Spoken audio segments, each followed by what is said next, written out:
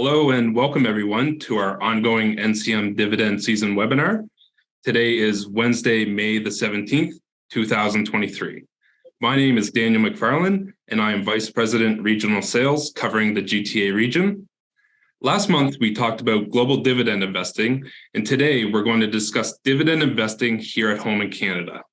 I'm joined with Alex Sasso, our CEO and Portfolio Manager for the Income Growth Class Fund. Alex has managed this fund since its inception over 17 years ago, and with solid performance over that long tenure, Alex continues to prove that he's an expert on investing in Canadian dividend-paying companies. So let's begin. With continuing inflation, volatility, and recession fears on everyone's minds, I believe that today's webinar is certainly timely and increasingly important as investing more domestically here at home looks more and more attractive. So to get things started, Alex, let's talk about Canadian markets.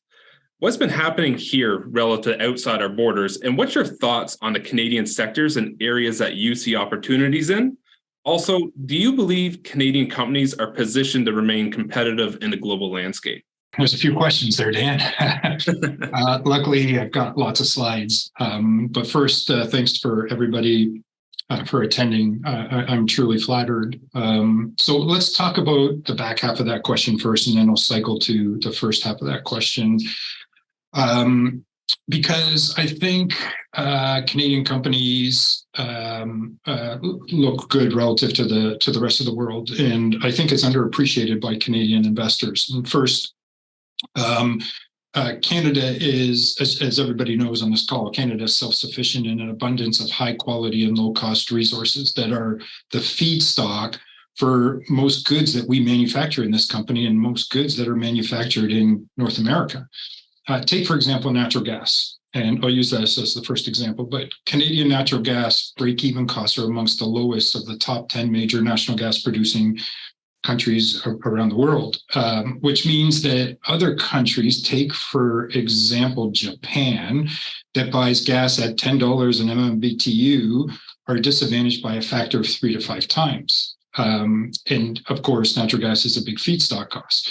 And natural gas is not only used to heat, to convert to energy, to cook with, it's also one of those building block products, a feedstock product. So for example, for fertilizers. And as a result, here in Canada, we have some of the lowest cost fertilizer producers in the world. It's a feedstock for electricity. It's a feedstock for things like plastics, chemicals, glass, paper, and so many other industries. And it means that all of these companies, Dan, have a significant advantage relative to their global competitors. Now, that's but one product. Think of oil, another major building block in the manufacturing process. We are the 5th largest producer in the world. Now, think of copper, think of other metals, think of agriculture. And, energy security, metal security, and agriculture security are obviously much more a topic du jour today, given what's happened in Europe and Asia over the past year. Now, with regards to electricity, most of ours here in Canada is made with renewable hydro power. That's low cost, with low cost nuclear and with low cost natural gas. So you take those 3 inputs or sources, and you have some of the least expensive electricity in the world, which is to different degrees a cost for almost every business on the planet. Again, another advantage for Canadians. And of course, this helps with profits, and profits lead to taxes, and as many people may know, at 26.2% combined federal provincial statutory corporate tax income tax rates, it's the lowest, or one of the lowest, in the G7. And it's interesting. According to the World Bank, Canada is the easiest place to do business. It's also the easiest place to start a business in the G20. And foreign investors agree, because Canada has the 2nd largest foreign direct investment to GDP ratio amongst the G20. And that's a UN stat. We've got a great balance sheet. We've got the lowest net debt to GDP in the G7, and we've had it for the last 15 years. And that's according to the IMF. And obviously, Canadian banks, as we all know, are amongst the world's safest and most dependable banks, all great reasons why you want to do business in Canada. And we also got a really educated talent pool as well. 60% of our population, age 25 to 65, has a tertiary level of education. And we've got some of the highest living standards in the world. And then in terms of proximity, obviously we got the US just south of us, the world's biggest market. We've got trade deals. We got the USMCA. We've got CETA with Europe. People here respect the rule of law. And then the final thing I'll say on this topic, Dan, is that Canada is the most democratic and peaceful country in the G20.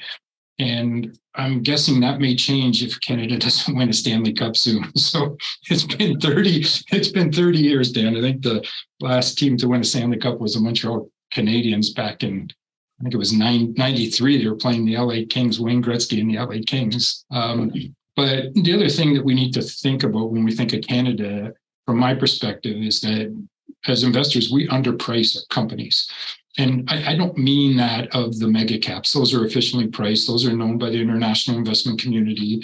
And in my opinion, they're properly priced. But what I'm talking to you about is small caps and mid caps. Great companies, underfollowed and underloved relative to what happens in the US. And as a result, these companies keep getting picked off by higher multiple US and global competitors because those competitors know the value of these assets.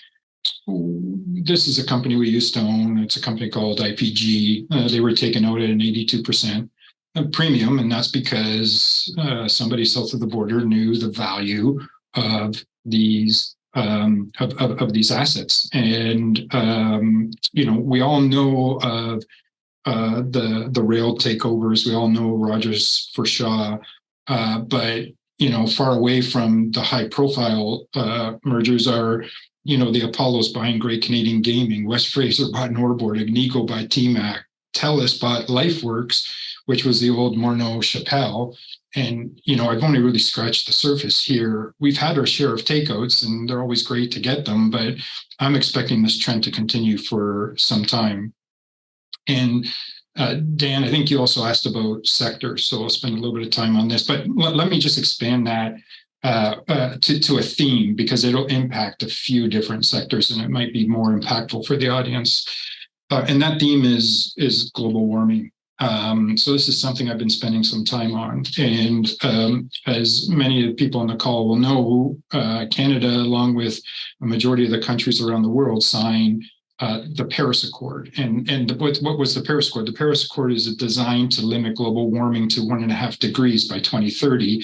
Reduce emissions by 45% by 2030. And the eventual goal is we want to get to net zero by 2050. This is going to be a pretty big transition. And that transition, that energy transition starts and ends with metal companies. And if you can focus on the center blue, the navy blue lines that are all above the axes right there, what we're showing you here is some bulk metals that we need massive investments in order to meet the supply shortfall. So this is the estimated supply shortfall to hit the Paris Accords targets by 2030. So I'm kind of starting with the conclusion here, but bear with me as I take you through this. And the bottom line is the world needs a massive expansion in metals output. And the problem, as I see it today, as a society, we have, I call it the energy trilemma. And the energy trilemma is we need energy security, we need energy affordability, and we need energy sustainability. And how are we going to do this? And obviously, it's never been more important today than after seeing Russia's expansionist goals. And all of these kind of trump the carbonless energy goal that we have. And so really, this chart is showing you is that gap that we need to fill by 2030. And remember, 2030 is the interim goal. It's not the final goal. The final goal is we want to be carbonless by 2050. Now, Dan, the markets today amongst the big metals is fairly well balanced, admittedly. And that the supply kind of roughly matches demand for many of these metals in particular. In fact, I'll focus my comments on copper because it's the one I'm most excited about from a mid to long-term point of view.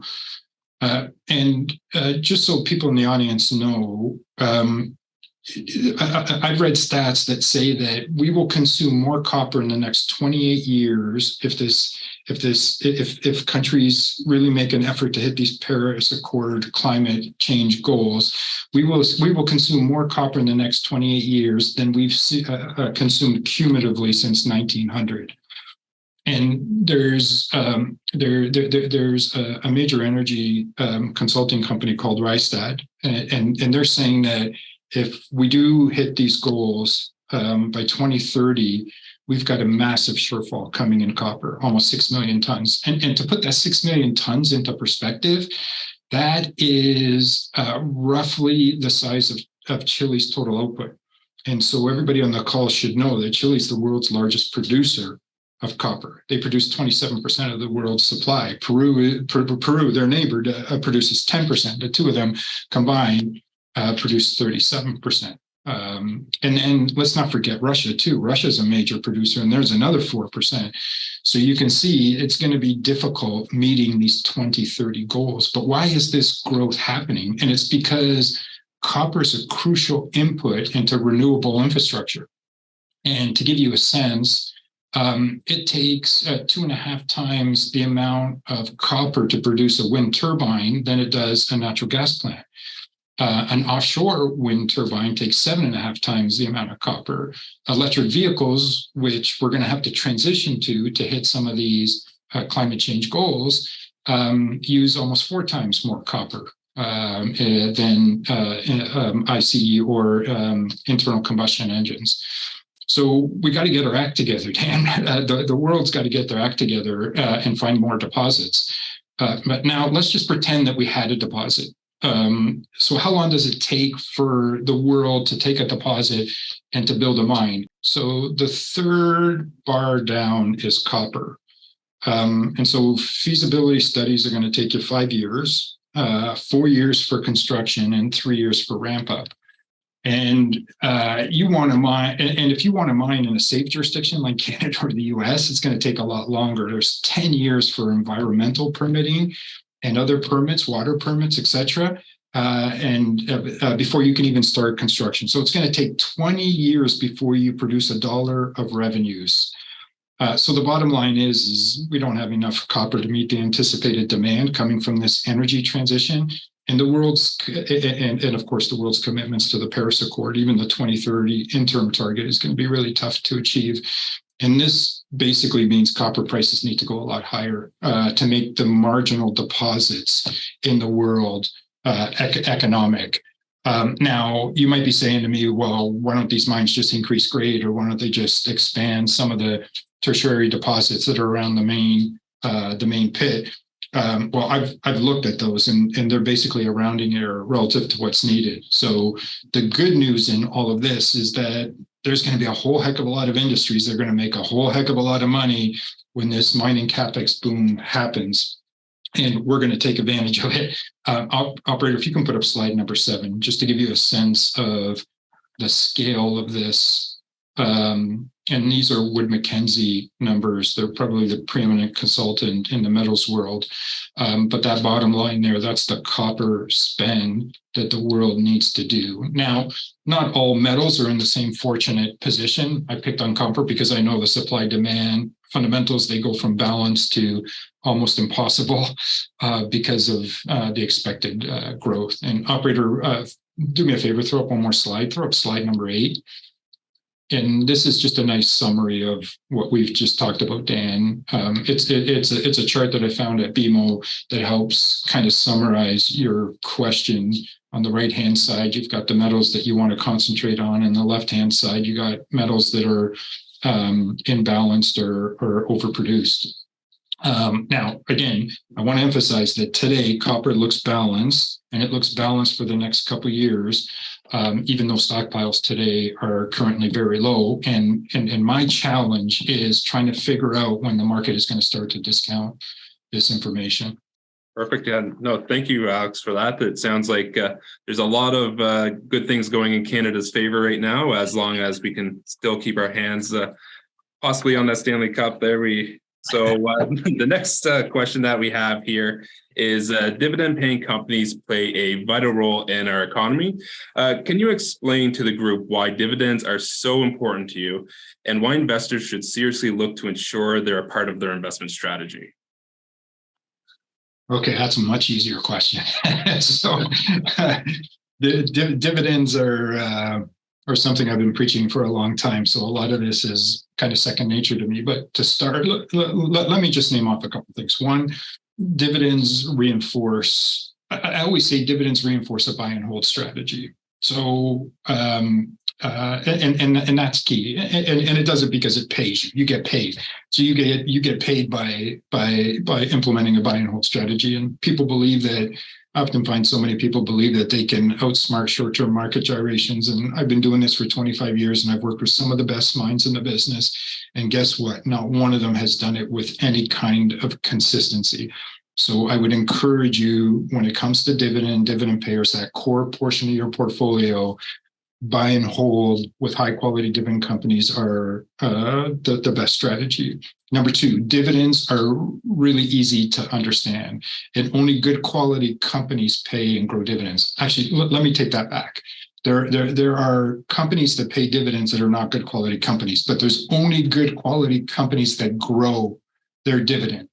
And the reason is I haven't seen too many companies that are growing their dividends, all the while management and the board is noticing a deterioration in the business. So focus in on dividend growers. Number three, dividends pay you. We've already talked about this, but dividends pay you. Enough said. Number four, dividend growth fights inflation. It beats up inflation. And remember, the problem with fixed income securities is that they are just that. They are fixed. Inflation beats them up over time, and you lose purchasing power with fixed income securities. A stock, on the other hand, that's growing its dividend improves your purchasing power. And I may have mentioned this on one of the past webcasts that I've been on, but there's some great stats that show for over 150 years, dividend growth has exceeded inflation, meaning that your purchasing power has improved. And I can't understate how important that is, because inflation is the destroyer of wealth. Dividends help you combat that. It's one of the only asset classes that can help you beat up on inflation. Okay, so number five, and this one's important too. So in Canada, dividends from Canadian corps are tax advantaged. So let's take, for example, $1,000 earned in dividend income. Assuming that you're in the top tax bracket, you're going to pay $390 for that $1,000 in earned dividend income in taxes. Now, if you had the same $1,000, but in interest income, it's going to cost you $530. So there's a material $140 of savings right there. And paying the government $530, you're keeping $470. You're giving the government more money of the money you earn than you're keeping yourself with interest income. So again, dividends are key. Yeah, and I really haven't even touched on the best part yet, and I've kind of lost track if I was at number five or number six. Number six, dividends exhibit the best, or one of the best, risk-reward characteristics of any asset class. And the best way to show this, operator, if you can put up slide number 9. Some of you that have seen some of my past webcasts will say, hey, Sasso, you showed this chart before. It's just so impactful that I just can't help myself. We got to keep showing it. So here you can see dividend growers and dividend payers outperform the TSX, significantly outperform dividend cutters, as you would expect, but also materially outperform the non-payers. So to the advisors out there, for all of those names in your portfolio that's a non-dividend payer, or maybe it's a dividend cutter, you need to take that into your calculus, because math tells you that the dividend growers are going to outperform over time. So you really need to be opportunistic with those dividend cutters and those payers. I'm not saying that there are not any good non-dividend payers out there. There's lots of them. But again, portfolio management is all about probabilities and math. And not only that, operator, if you can put up slide 10, they carry a lower risk with them as well in terms of volatility. And here we're showing the volatility of the dividend of the dividend growers and the dividend payers relative to the other asset classes out there. So you get better. So when I say better risk reward, you're getting better reward and you're taking on less risk, and that's a pretty good trade-off for me. So now the way the market measures volatility is with standard deviation, but another way to look at it is taking a look at the absolute dollar of dividends paid and the consistency of those payments over years and the trajectory of that line as well. Okay, so the red line here is the yield of the S&P TSX since 2000. Okay, and then the yield percentage is on the right-hand axis. Now, take a look at the yellow bars. These represent the total dividend dollars paid by TSX-listed companies. And you notice how smooth that line is and the beautiful trajectory it's on. Those dividends have survived the dot-com bubble. They've survived the great financial crisis. They've survived a few recessions, a health pandemic, where a big chunk of the population was working from home, and we didn't know if, a good chunk of the population didn't know if they would have jobs in the depths of March, April, May of 2000. But if I can now focus your eyes over to the right-hand side and notice the growth between 2019 of the yellow bars, 2019, again, those are the dividend dollars paid, and the end of the year run rate. And we see that dividend growth at 33%, meaning that investors are now demanding higher capital allocation or better capital allocation policies from our companies. And don't forget that a big percentage of these, in fact, I would argue more companies that make up those yellow bars are small and mid-sized companies. It is not just your banks and it's not just your utilities. And one more thing I'll note, because I think it's important, because what I've noticed is more and more companies are developing histories of consistent dividend increases. So 1/3 of the TSX members today have a track record of consistently increasing their dividends over the last 5 years. 1/3. It's amazing. And to give you a sense of how good that is, Dan, 2 decades ago, it was 10%. So Canadian companies are much more consistent today than they were a few decades ago. And it's not just Canadian data. The Bloomberg came out with a story saying that the aggregate paid by members of the S&P 500 have reached all-time highs. That is the dividends. And incidentally, this morning I read that Goldman Sachs said that buyback authorizations in Q1 have hit a new record. So between your dividends and between your buybacks, investors have been getting a record amount of capital coming back to them. Most of the money, the dividend-focused money in Canada, is managed by large cap dividend and equity balanced fund managers. That's most of the dividend money managed in this country. And what we're showing you here is that they're really confined to the 125 companies that have a market cap of $3 billion or more. And we know that these fund managers typically have 100 names in their portfolios. So basically, they own almost all of the dividend-paying large cap companies out there. And their key consideration is whether they overweight Royal Bank relative to their competitors or relative to the benchmark, or underweight it. So they likely own the index. They're going to perform like the index. They're going to underperform the index by the amount of their fees. Because their active share score is going to be really low. We're different. We're definitely different. We have an additional 210 companies we can choose from, and we run concentrated portfolios of the very best of the companies. We don't have to choose every single dividend payer out there. Yeah, that's great info, and lots of reasons to invest in dividends, as well as a lot of opportunity that you just discussed there, which is great. So the next question that we have for you, Alex, is as we know, the markets have certainly been volatile over the past couple of years, and with 8 rate hikes in the past year and a half, Bank of Canada finally putting the pause on for now. So how are you seeing Canadian equities positioned, and what's your outlook for the remainder of the year and into 2024? Okay. So 2023 is kind of half done, Dan. So the back half is a bit of a random walk. You've got a lot of geopolitical noise happening and offset by better earnings, especially in Q1 so far. But remember, a stock price is the earnings of that company present value back to today. So operator, if you can put up slide 13. And this is a little bit of a complicated slide. And really what we're endeavoring to show you here is the evolution of expected earnings year over year by quarter. So these are, and this is typical, this pattern where you see earnings come off over time, that is very typical. The market is used to it.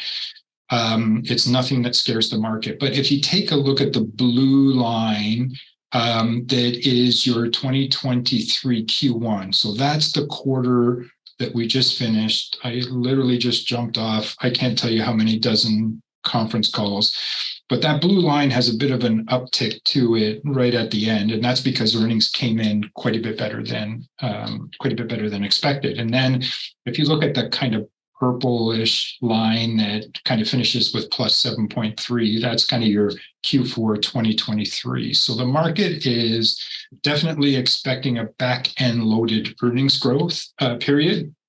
And this kind of coincides with expectations of a Fed funds rate cut in the US. Now, the market is expecting a rate cut.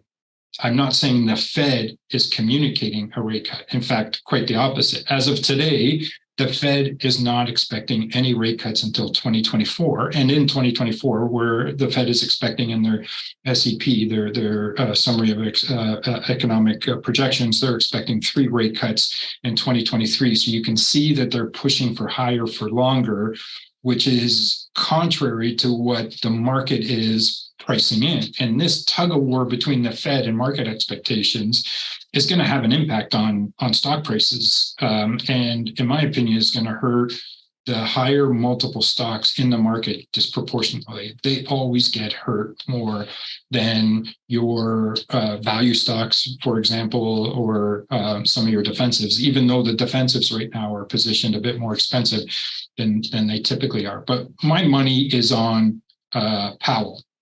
And I say this because he's a student, as is the Fed. They're the student of the rampant inflation that we saw in the 60s and the 70s, and he doesn't want to make the same mistakes.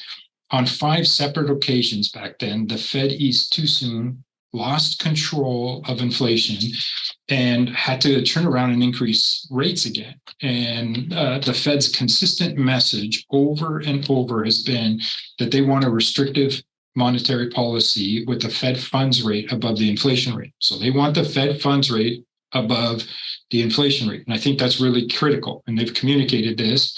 So inflation is going to be a key to getting interest rates down.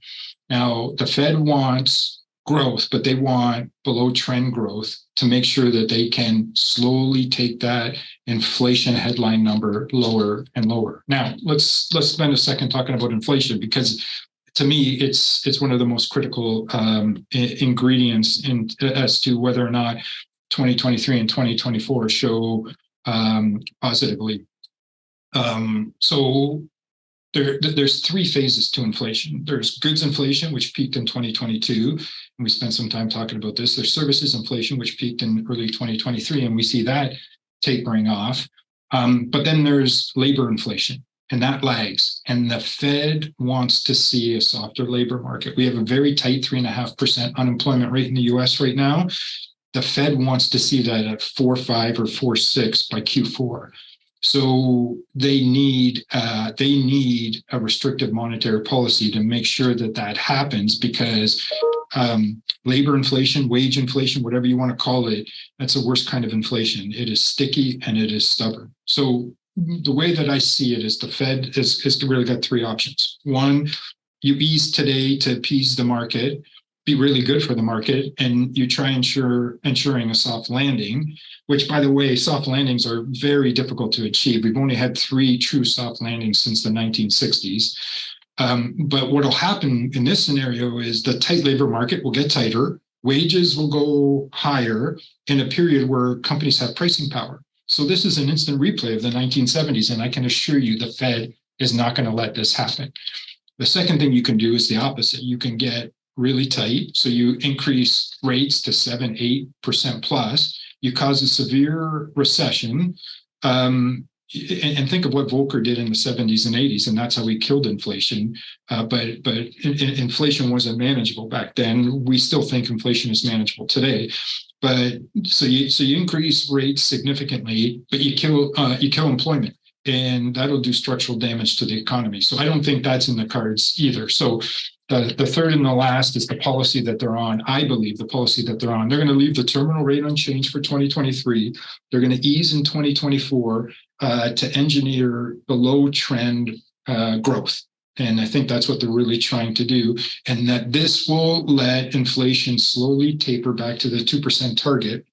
Now, remember, in the Fed SEP, they're expecting 3% inflation for 2023, and they're not expecting 2% inflation until we hit 2025. So you can see wage inflation, how sticky it is, and the impact that has on and how difficult that makes their job.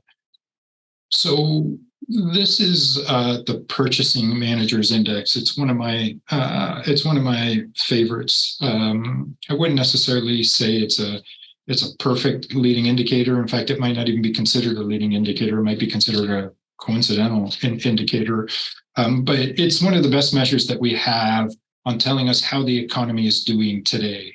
So a reading below 50 shows contraction. A reading above 50 shows expansion. And that blue line that you guys are seeing, that's the number of countries that have expanding PMI, a number of economies that have expanding PMI. So only 9 of 30 global economies today have a PMI above 50. So roughly the same amount as 2012, if you take your eyes to the left-hand side there of the chart.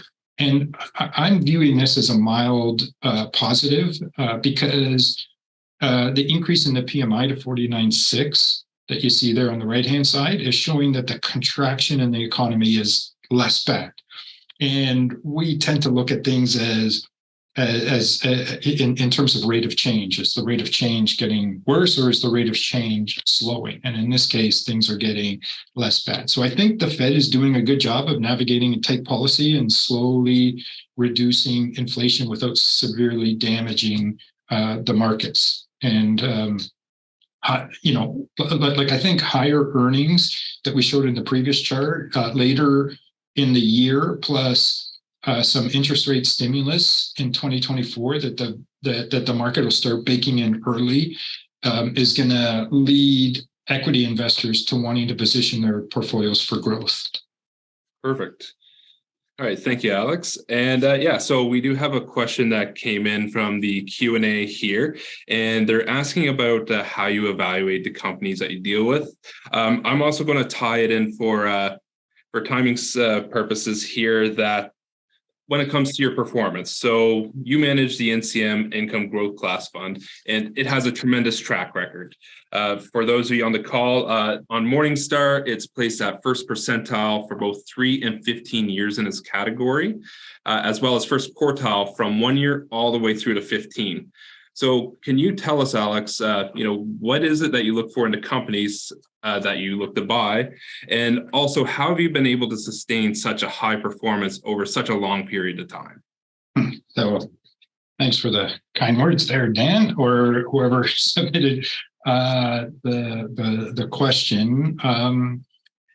It's really about discipline. Portfolio management is about discipline, and portfolio management is about stacking probabilities in your favor. And people may have heard me say this before, but we take I got the benefit of having two great mathematicians in our Calgary office that help with the quant side of things, and we marry the quants and the fundamentals. And if you do that, again, you're just stacking probabilities in your favor. So, maybe if the operator wants to throw up slide 16, operator, I can talk about some of the stats.